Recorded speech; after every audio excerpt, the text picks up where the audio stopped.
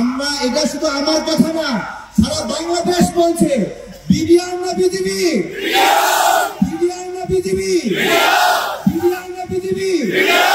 সারা বাংলাদেশ বলছে বিডিআর প্রয়োজন। এবং এই বিডিআর কে ধ্বংস করেছিল কেন আমি আপনাদেরকে বলি।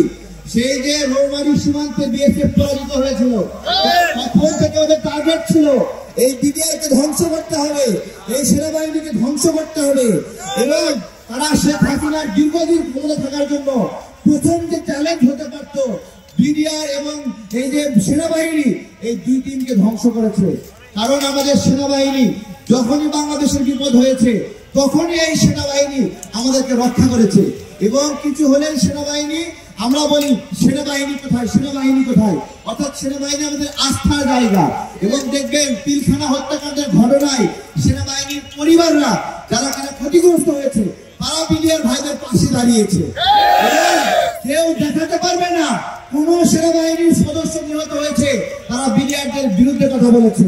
তারা একটা দিকে ইঙ্গিত করেছে, এইখানে জড়িত জাহাঙ্গীর কবির নানক, এখানে জড়িত তাপস জড়িত, শেখ হাসিনা জড়িত, ওই সময় শাহানা খাতুন জড়িত। সবার এক কথা, আমার কথা হলো এই যে নামগুলো আসছে, এরা যদি জড়িতই হয়, এরা যদি জড়িত হয় তাহলে এদেরকে ছেড়ে দিয়ে কেন আমার বিডিআর ভাইদেরকে আটক রাখা হয়েছে? এবং এখনো সেই এজেন্ডা চলমান রয়েছে, সেই প্রক্রিয়া চলমান রয়েছে। এটা কোনোভাবেই ভাঙছে না, এটা চীনের প্রাচীরের মতো উঁচু হয়ে আছে, কেউ নড়াতে পারছে না। এইটা কোনো কথা? আমরা স্পষ্ট করছি।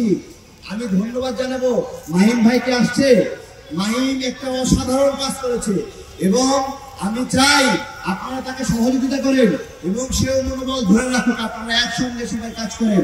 আমরা গণ অধিকার পরিষদের প্রতিনিধি যারা আছি আপনাদেরকে নিয়ে আগে প্রোগ্রাম করেছি, আমরা আশ্বস্ত করছি আমরা দ্রুতই অসম্ভব সেই কাজকে আবার সম্ভব করব। এবং সেটা কি, আমরা এখানে কিন্তু সম্ভাবনা রয়েছে যে বিডিআর এবং সেনা পরিবারগুলো মুখোমুখি হয়ে যাবে, খুবই সম্ভাবনা রয়েছে। সুতরাং আপনারা এই বিষয়গুলো খুব কৌশলী ভাবে কথা বলবেন, আপনারা তাদের সাথে সাংঘর্ষিক হয়ে এরকম কেউ বক্তব্য দিবেন না। আমরা সেই অসম্ভব কাজ করবো, আবার বিডিআর পরিবার এবং সেনাবাহিনীর ক্ষতিগ্রস্ত পরিবারকে এক জায়গায় করবো। এবং যদি এরকম দেখেন আপনারা কোথাও পুলিশ এসে আপনাদেরকে মারার চেষ্টা করতেছে, হামলার চেষ্টা করছে, উত্তেজনা সৃষ্টি হচ্ছে, তখন আপনারা পাল্টা স্লোগান দিয়ে অস্থিতিশীল করবেন না। তখন বলবেন আপনারা 5 মিনিটের জন্য সবাই নিরাপত্তা পালন করবো। আমরা কি বলবেন? এটা একটা জরুরি। কোনোভাবে আপনাদের এই পবিত্র লড়াই যদি সরকারের সাথে সাংঘর্ষিক হয়ে যায় তাহলে কিন্তু দাবি আদায় হবে না ভাই। অনেকগুলো মানুষ অনেকদিন জেল খেটেছে, তারা আর বের হতে পারবে না। আমরা কি সেটা চাই? আমরা সেটা চাই না। সবাইকে অনেক ধন্যবাদ। আপনারা যেই প্রোগ্রাম দেন, যেভাবে দেন, আমরা কোনো পলিসি দিতে চাই না, আমরা কোনো প্ল্যান দিতে চাই না, শুধু চাই আমাদের বিডিআর ভাইরা মুক্ত হোক।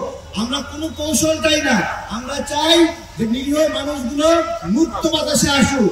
এবং আমরা চাই যে বিডিআর ভাইরা চাকরি ফিরে না, চাকরি ফিরে না, এই গত কয়েক বছরে তাদের যে বেতন ভাতাদি পাওনা ছিল সেগুলো তাদেরকে ফেরত দিতে হবে। এটা সরকারি চাকরির পাবলিক রুলস, এটা চাকরির রুলস যে কেউ যদি ক্ষতিগ্রস্ত হয় চাকরি থেকে বের করে রাখা হয়, চাকরি ফেরত পাওয়ার সঙ্গে সঙ্গে সেই ক্ষতিপূরণ দেওয়া হয়। সেইটা চেয়ে আমি আমার বক্তব্য শেষ করছি। অনেক ধন্যবাদ সবাইকে। আসসালামু আলাইকুম।